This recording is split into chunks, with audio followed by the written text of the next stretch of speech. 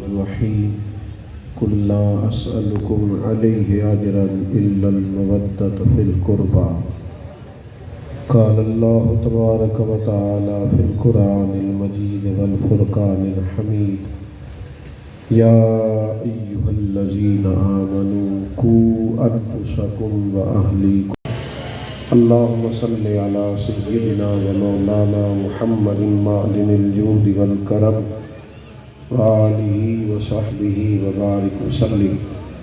تمام تعریفیں حمد و ثنا اللہ تعالیٰ جل جلالہ کے لیے۔ تو ہم کیا مزاج بنا لیتے ہیں کہ کہہ کے بچے کو باغی کر دیتے ہیں، وہ بیچارہ سمجھتا ہے کہ یہ بھائی اچھا ہے، فرما بردار ہے، میں نالائق ہوں، وہ بالکل سائڈ کر جاتا ہے۔ بچوں کی طبیعتوں میں بغاوت پہ آپ ان سے پیار کریں، لہجہ شفقت والا اختیار کریں۔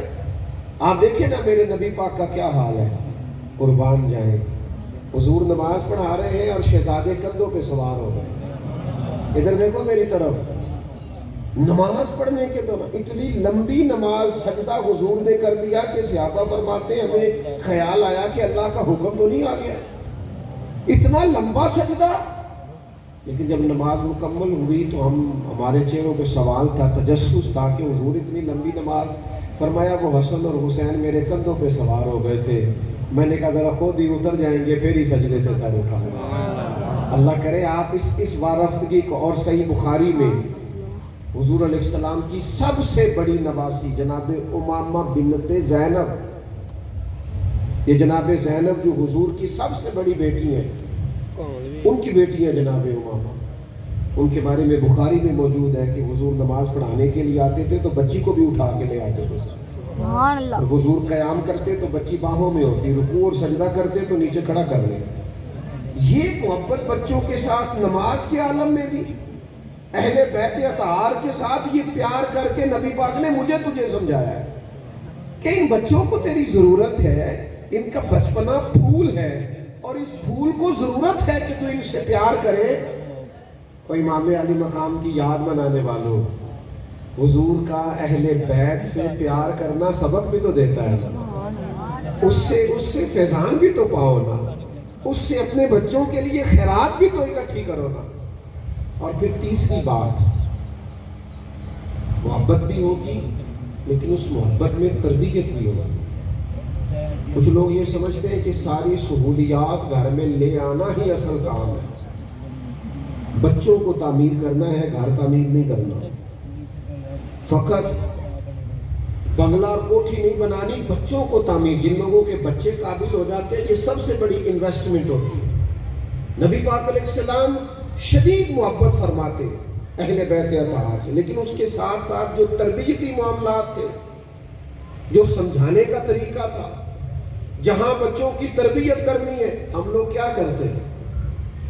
بچوں کی تربیت کے لیے سب سے زیادہ ضروری یہ ہوتا ہے کہ ماں باپ خود اپنے آپ کو چینج کریں، اپنے آپ کو بدلیں۔ اگر ہم اپنے آپ کو بدلتے نہیں تو ہم یہ کہیں کہ میں 20 منٹ لیکچر دوں گا اور میرے بچے میری تقریر سے فیض یاب ہوں گے، تو بھائی یہ لیکچر باہر چلے گا، گھر میں نہیں چلتا۔ آپ کو عملاً ہمارے نا گلی سے ایک نوجوان گزرا کرتا تھا، تو ایک زمانہ ایسا تھا جب جوانوں کو نا ایک شوق لگا تھا موٹر سائیکلوں پہ تیز ہارن لگانے کا، وہ زور سے بجتے تھے تو بعض بڑے پورے پھر برا بلا بھی کہتے تھے، تکلیف ہوتی تھی، شاید آپ میں سے بھی کچھ لوگوں نے دیکھا ہو۔ اللہ کا شکر ہے اب وہ موٹر سائیکلوں پہ اتنے سخت ہارن اب نہیں نظر آتے، لیکن کچھ سال پرانے یہ رواج تھا۔ ایک نوجوان گلی سے گزرا کرتا تھا، ہارن بڑا تیز بجاتا تھا، اماں جی مریض تھی شوگر کی، تو بڑی تکلیف اس کے ہارن سے محسوس کرتی۔ تو وہ بعض جوانوں کا یہ حال ہوتا ہے کہ جس کام سے منع کرو وہ کام زیادہ کرتے ہیں۔ تو اس کو ایک آدھ دفعہ ہمارے گھر سے شکایت گئی تو اب اس نے پکا پروگرام بنا لیا کہ اس دروازے پہ ضرور بجانا ہے۔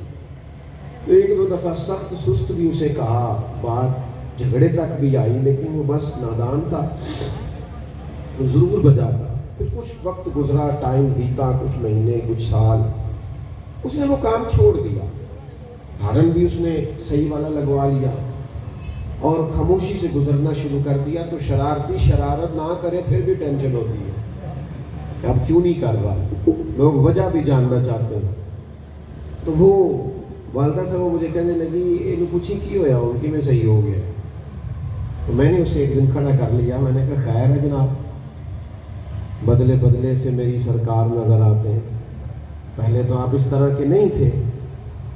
تو وہ شخص نہایت سنجیدگی سے کھڑا ہوا, اور اس نے نہایت سنجیدگی سے بات بتائی. کہنے لگا میرے گھر میں نا بیٹی پیدا ہوئی ہے,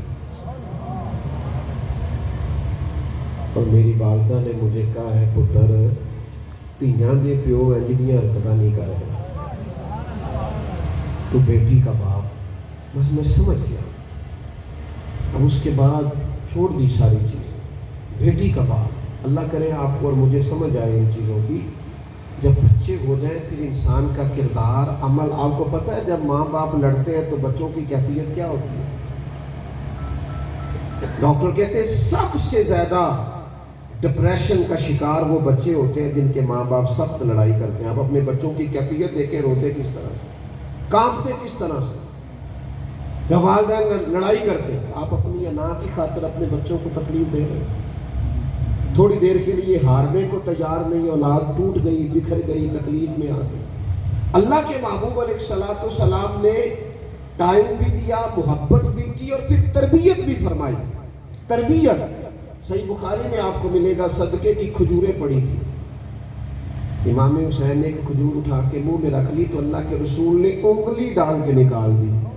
اور میں بیٹا میری اولاد کے لیے اللہ نے اسے جائز نہیں رکھا, تو بھی مہربانی کرنا, تیرے محبوب کا طریقہ ہے جو تیرے بچے کے لیے جائز نہیں وہ انگلی ڈال کے باہر نکال دے. خبردار بچے کے حلق سے گزرنے نہ دینا, فقط وہ روزی کھلانا جو اس کے لیے جائز ہے. اس کو بتا کہ بیٹا مزیدار کھانا نہ ہوٹل کا ہوتا ہے, نہ فاسٹ فوڈ کا ہوتا ہے, نہ مہنگے جگہ سے خریدا ہوا ہوتا ہے. انہیں بتاؤ کہ مزیدار کھانا صرف ہوتا ہے جو حلال کی کمائی سے آتا ہے, جس میں کسی کا حق شامل نہیں ہوتا, کسی کی بددعا. وہ حلال طیب ہوتا ہے, وہ مزیدار ہوتا ہے. فقط میں ایک دم اپنے ابا جی کو کیا, میں کہ ابا جی تو کھانے کی پسند ہے. فرمان لگے پتر جے تے لگی ہوئے بھوک تے پھر ہر شے پسند ہے, تے جے نہ لگی ہوئے تے پھر کوئی چیز بھی مزہ. بھوک لگ جائے کبھی دوپہر میں اور گھر میں روٹی تازی پک جائے اور اچار گھر کا ہو تو اتنا مزہ کوئی اور شاید دیتی ہی نہیں. شرط یہ ہے کہ بھوک ہو. تو اپنی طبیعت میں ان چیزوں کی طلب پیدا نہ کرو جو کھانے کے بعد سینے پہ کھڑی ہو جاتی ہے, جو کھانے کے بعد دعائی کا مطالبہ کرتی ہے. حلال اور طیب یہ نبی پاک علیہ السلام نے سبق دیا. کتنی سہولتیں ڈھونڈ رہے ہیں ہم اپنی اولاد کے لیے. گھر میں سواری ہے, موٹر سائیکل ہے, پھر جناب بڑا بہترین رہائش ہے, پھر اس میں اے سی ہے. نتیجہ کیا ہے؟ آپ کا گھر نتیجہ خیز تب ثابت ہوگا جب آپ کے بچوں کی طبیعت کام کرنے کی ہوگی, بھاگ دوڑ کے آگے بڑھ کے جدوجہد. اگر ان کو آپ نے اتنا, ان کا وجود آپ نے سہل پسندی والا بنا لیا ہے کہ پانی کا گلاس دیتے بھی انہیں ٹینشن ہوتی ہے, تو پھر آپ نے جو سہولتیں جمع کی ہیں وہ تکلیف کا باعث ہے. پھر اس کی وجہ سے آپ نے صلاحیتیں ضائع کر دی ہیں بچوں کی. آج کتنے لوگ ہیں جن سے پوچھیں کہ بیٹی کے بارے میں کچھ بتائیں تو ہر دوسرے آدمی کی بیٹی دکھی ہے. جاگ رہے ہیں آپ لوگ؟ ہر دوسرے آدمی کی بیٹی دکھی ہے, بڑی تکلیف ہے جی, بڑی آزمائش ہے جی, بڑی پریشانی. سب لوگ پریشان ہیں, رونا رو رہے ہیں. اتنا زیادہ آپ لوگ ماشاءاللہ آئے ہیں, اتنے بڑے لوگوں میں سے کیا کوئی ایک شخص بھی یہ بتا سکتا ہے کہ میری بیٹی اتنا کام کرتی ہے کہ اس کے ہاتھوں میں چھالے پڑ گئے؟ ہر آدمی یہ تو کہہ رہا ہے بڑی غریبی ہے, بڑی پریشانی ہے, بڑے دکھ ہیں. اتنا کام بھی کسی کی بیٹی کرتی ہے کہ دست مبارک میں ہاتھوں میں چھالے پڑ جائیں. لیکن کائنات کی سب سے شانوں والی بیٹی تو کرتی تھی. سیدہ طیبہ طاہرہ جان احمد کی راحت پہ لاکھوں سلام. تو اتنا کام کرتی تھی, ہاتھوں میں چھالے پڑ جاتے. وہ تو جھاڑو دیتی تھی, آٹا گوندتی تھی, گھر میں لیپا پوتی کرتی تھی, چکی پیس کے. شاید آج کا تگڑا جوان سہولیات کے زمانے میں چکی نہ چلا سکے, سیدہ پاک چکی پیس کے اس سے اپنے بچوں کو کھانا دیتی تھی. کہاں کھڑے ہیں میں اور آپ؟ हुजूर की औलाद पाक का जिक्र करने वालों और महबूब की औलाद की मोहब्बत में आने वाले खुश नसीबों, बात को समझो। शहजादी इतना कम, और आपको सही हदीस में बुखारी मुस्लिम में रवायत मिलेगी। सैयदा फातिमा ने एक दफ़ा आके अर्ज़ किया था, या रसूल अल्लाह सल्लल्लाहु अलैहि वसल्लम, चक्की पीस पीस के छाले पड़ गए, हुजूर आपके पास गुलाम आए हैं, अगर एक गुलाम मिल जाए तो घर के काम काज में मेरा हाथ बटाएगा। पढ़ो ना बुखारी। तो करीम ने क्या फरमाया? हुजूर फरमाने लगे, फातिमा 33 बार सुभान अल्लाह पढ़ा करें, 33 बार अल्हम्दुलिल्लाह पढ़ा करें, 34 बार अल्लाहु अकबर पढ़ा करें। ये तस्बीह जब खत्म होगी अल्लाह गुलाम आजाद करने का सवाब अता करेगा। सुभान अल्लाह। लेकिन माना क्या निकला, तर्जुमा क्या हुआ कि चक्की आपने खुद ही पीसनी है, आटा खुद ही गूंदना है, घर के काम काज आपने, ये सबक पढ़ाए ना आपा अपनी बेटी को। वो तो कहता हो वो बच्ची आई थी बड़ी तकलीफ में, भाई आप उसे ये सबक दें जो हुजूर ने अपनी शहजादी को दिया। घर के अंदर काम काज करना, जिम्मेदारियों का एहसास करना और भाग दौड़ के मेहनत करना, ये उनका तरीका था। मुझे एक दफा एक दोस्त ने फोन किया, कहने लगे उलमा तकरीर कर देते हैं, हम सुन लेते हैं, लेकिन कुछ चीज़ें ऐसी होती हैं जो अक्ल के तराजू पर तोलना मुश्किल हो जाती है। 3 दिन आदमी खाना ना खाए, पानी ना पिए, और फिर उसके बाद आप ये भी बयान करते हैं कि वो घोड़े पे सवार हो और जद्दोजहद करे और बड़ी जांफिशानी से लड़े और बहादुरी से लड़े, ये कैसे हो सकता है? रमज़ान शरीफ में बाद असर इंसान के वजूद निढाल हो जाता है पूरी तरह, और इफ्तार के बाद भी उससे पूरी तरह संभला नहीं जाता, मुश्किल होता है कुछ देर। तो 3 दिन मुसलसल बंदा खाना ना खाए, पानी ना पिए, ढब से सो ना सके, फिर उसके बाद वो घोड़े पे सवार हो और बड़ी हिम्मत के साथ लड़े, ये अक्लन। तो मैंने कहा पहली बात तो इसका जवाब रूहानी है, वो ये है जो फाज़िल बरेलवी ने दिया है कि तेरी नस्ल पाक में है बच्चा बच्चा नूर का, तू है ऐने नूर, तेरा सब घराना नूर का। लेकिन अगर आप कुछ थोड़ा सा अक्लन भी चीज़ों को समझना चाहें तो फिर भी बईद नहीं, ये बात दूर नहीं। ये ज़्यादातर सब्र वो बंदे नहीं कर सकते जो शुरू से सब्र के आदी नहीं होते। वो हमारे बच्चों का आजकल माहौल इस तरह का है ना कि वो खाना ना पकाओ तो मोबाइल तोड़ देते हैं, बल्कि मर्जी का ना पकाओ फिर भी नुकसान करते हैं। उसकी वजह ये है कि वो हौसला, वो सब्र, वो गहराई हम पैदा नहीं कर सके अपनी नस्ल के अंदर। हमने वो असबाब पढ़ाए नहीं, लिहाजा माहौल और तरह का है। लेकिन अगर किसी घर में ये माहौल हो, मेरी तरफ देखें जी, अगर माहौल इस तरह का हो कि शुरू से ही माँ और बाप ने सिखाया हो बच्चों को 3-3 दिन भूखा प्यासा रहना, और किस उम्र में 7.5-8 साल की उम्र में। इमाम फखरुद्दीन राजी रहमतुल्लाह ने लिखा है 3 दिन रोज़ा रखा सैयदा फातिमा ने, मौला अली ने 3 दिन रोज़े रखे 3 दिनों के लिए। तो शहजादों ने भी अर्ज़ की, दोनों ने, इमाम हसन और हुसैन ने, हम भी रोज़ा रखेंगे। खजूर पानी से रोज़ा रखा जाता, थोड़े से जौ मौला अली लाए तो सैयदा ने पीस के उनसे रोटियां पकाई, 3-4 रोटियां पकी। इफ्तार का टाइम आया, ऐन इफ्तार के वक्त दरवाजे पर मांगने वाला आया, छोटे छोटे बच्चे और सुबह से रोज़े में हो तो बड़ा हौसला होता है सखावत करना, लेकिन कुर्बान जाए सारा कुछ ही उठा के ना, सारी रोटियां ही दरवाजे पे मांगने वाले को दे दी। फिर पानी खजूर से इफ्तार, फिर अगले दिन पानी खजूर से ही सहरी, फिर एन टाइम आया इफ्तारी का, थोड़े से जौ आए, पीसा गया, रोटियां पकी तो फिर मांगने वाला आ गया, फिर दे दी। तीसरे दिन फिर यही मंजर हुआ। अगर माँ और बाप शुरू से ये सब्र, ये हौसला, ये इस्तकामत सिखाएं तो फिर ये खाना ना होना, पानी ना होना, सफर होना, ये चीजें इंसान को कमजोर नहीं करती, बंदा ताकतवर रहता है। जो 7.5-8 साल की उम्र में आदी थे 3-3 दिन रोजे रखने के, वो मैदान करबला में लोगों ने इस बात में उन्हें कमजोर करना चाहा तो वो कमजोर नहीं हुए, बल्कि डट के मैदान के अंदर खड़े रहे। میں بس تھوڑی دیر میں اپنی بات سمیٹنے لگا ہوں، آپ غور فرمائیے گا. پھر اس پر بڑی بات، ہمارے ہاں نا بے عملی کے لیے لوگوں نے بڑے بہانے تلاش لیے، بڑے. جن لوگوں نے عمل لینا، ہمارے اصحاب قبلہ عالم رحمۃ اللہ علیہ فرمایا کرتے تھے کسی بندے کی معلومات زیادہ ہو پھر بھی بعمل ہونا تو اسے بچانا. معلومات بڑی رکھتا ہے، ہاتھ بھی بڑی لمبی چوڑی کرتا ہے، پر بے عمل آدمی اس سے پرہیز کرو.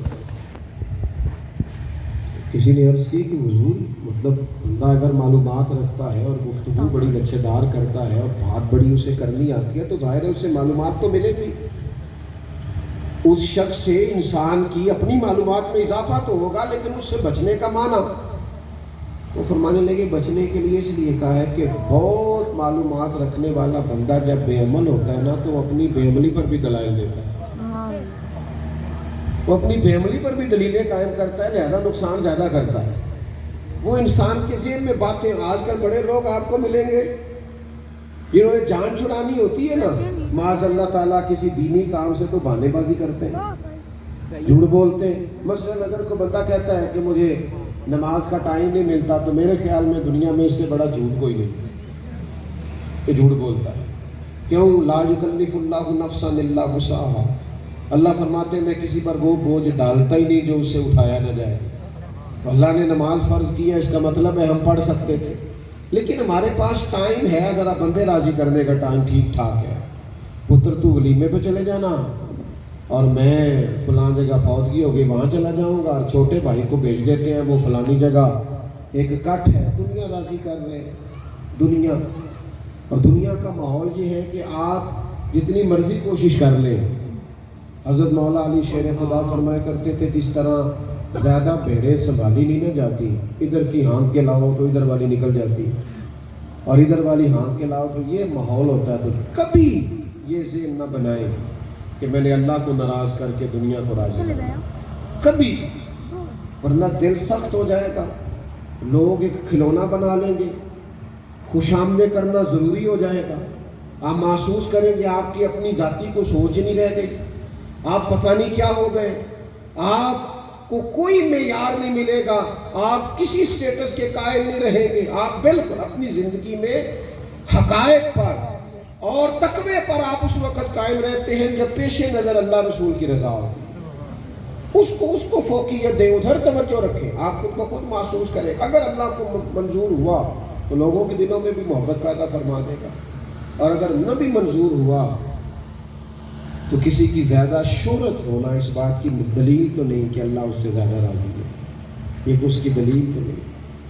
دعا فرمائے اللہ تعالیٰ اپنی رضا عطا فرمائے، وہ کرم نصیب کرے، وہ فضل فرمائے، وہ ہم سے درگزر فرمائے. بہرحال بات ختم کرنے کی طرف آ رہا ہوں. نسبت کا بہانہ لگا کے بھی بڑے لوگ بے عملی کرتے ہیں اور زیادہ کرتے ہیں. سب سے قریبی نسبت نبی پاک سے امام حسن اور حسین کو حاصل ہے، سب سے قریبی.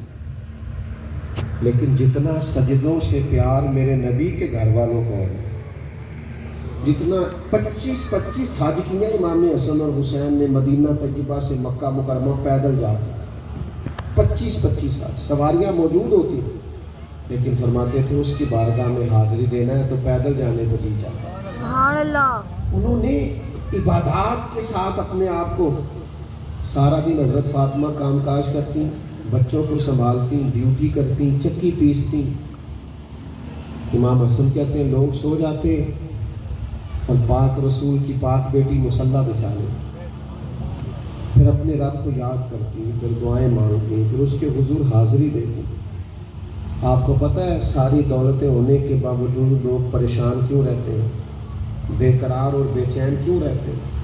اس طرح آپ کا وجود کھانا اور نیند مانگتا ہے، پانی مانگتا ہے، اسی طرح آپ کی روح عبادت مانگتی ہے، آپ کی پیشانی سجدہ مانگتی. آپ لمبی دعائیں کریں. یہ جو ٹینشنیں لوگوں کو بتاتے ہیں اور پھر وہ بعد میں مذاق بناتے ہیں کہ فلانا بھی آیا تھا جی میں کدھر کدھر جاؤں. ہمارے دین نے ہمیں کہا ہے نہ بتا لوگوں کو تو اللہ رسول کو بتا، وہاں بتا جہاں تیرا راز بھی رکھا جائے گا، تیری عزت بھی قائم رہے. ذاتی اور نجی تو کبھی دنیا داروں سے نہ کرے، رب رسول سے کرے. کرم نوازی ہو جائے گی، فضل ہو جائے گی. لمبی دعائیں مانگنا، اللہ کی بارگاہ میں حاضری دینا اور اپنے آپ کو مصلی سے وابستہ رکھنا، یہ حضور کی اولاد پاک کا طریقہ ہے. ہماری ہر شے آباد ہے. مجھے ایک دوست نے تھوڑے دن پہلے ایک مجاہدہ پوچھا، کہنے لگا کوئی مجاہدہ بتائیں. میں نے کہا مجاہدہ یہ ہے کہ آپ نے 30 منٹ موبائل کو ہاتھ نہیں لگانا. لیکن وہ ناکام ہو گیا 12 منٹ کے بعد. کیا زندگی ساری سکرینوں کے اندر ہے؟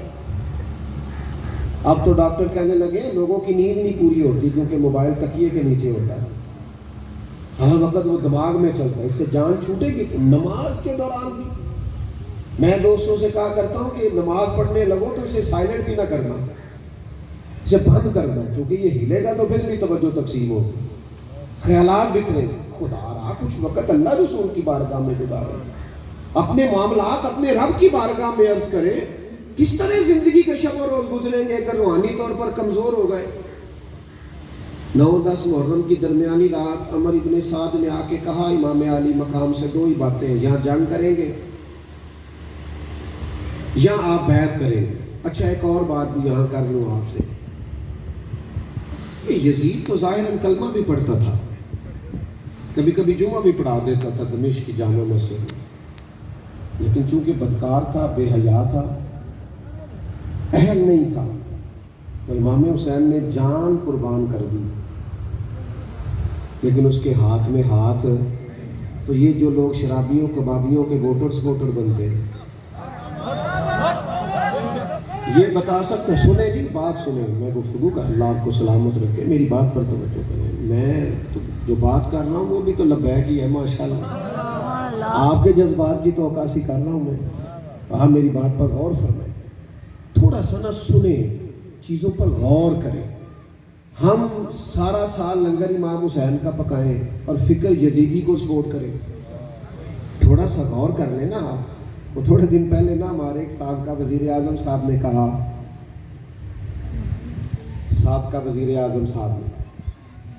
انہوں نے کہا کہ شکر ہے قوم کی ہم سے جان چھوٹ رہی ہے.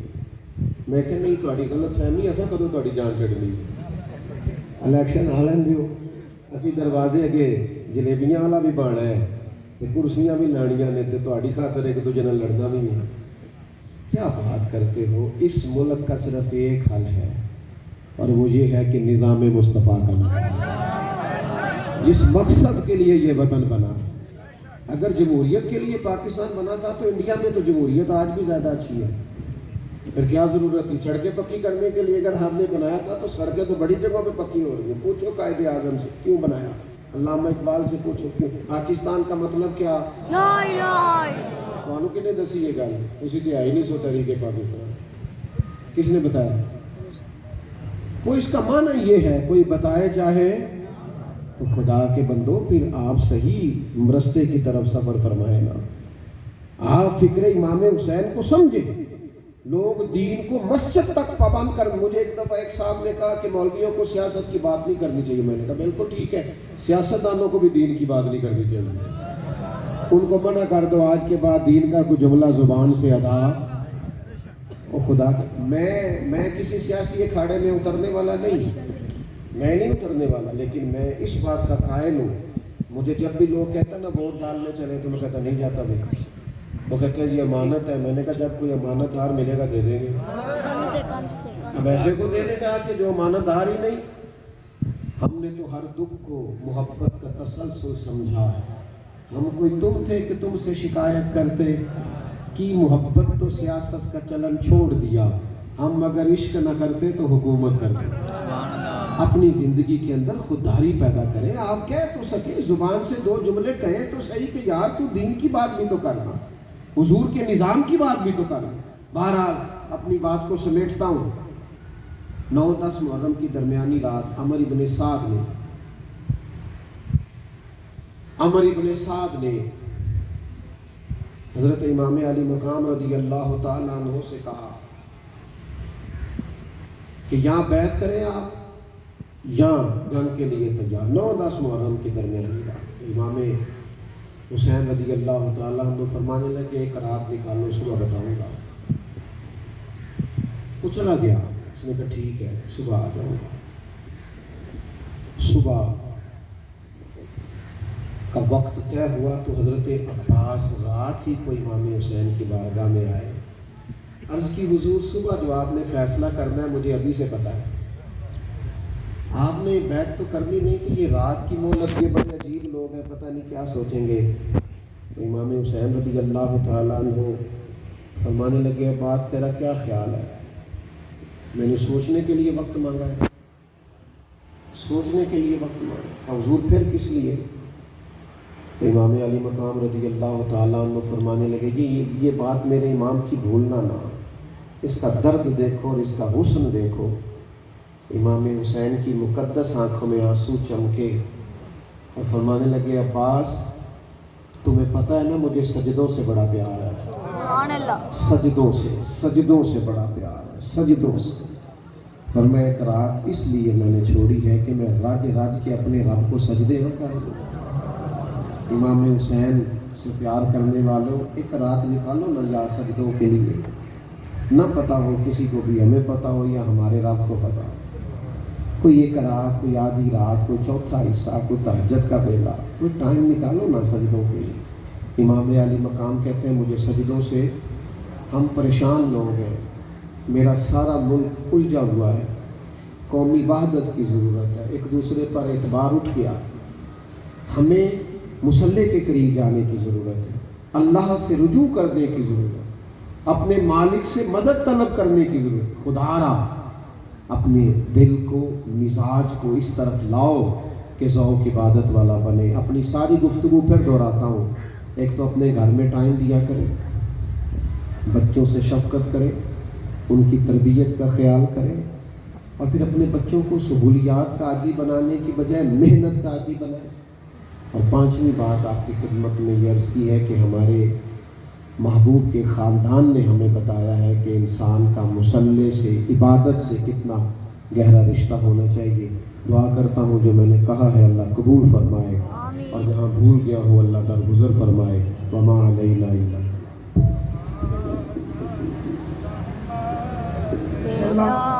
کو سلام شمع بز میں ہدایت پہ, جس نے حق کربلا میں ادا کر دیا اپنے نانا کا وعدہ وفا کر دیا. گھر کا گھر ہی سپرد خدا کر دیا. اس حسین ابن حیدر پہ جن کا جھولا فرشتے جھولا تیرے لوریاں دے کے نوری سولا تیرے, جن کو کندھوں پہ آقا بٹھا تیرے. اس حسین ابن حیدر پہ اللهم سيدنا مولانا محمد معدن الجود والكرم خير الراحمين وصلى الله تعالى على حبيبه سيدنا محمد. السلام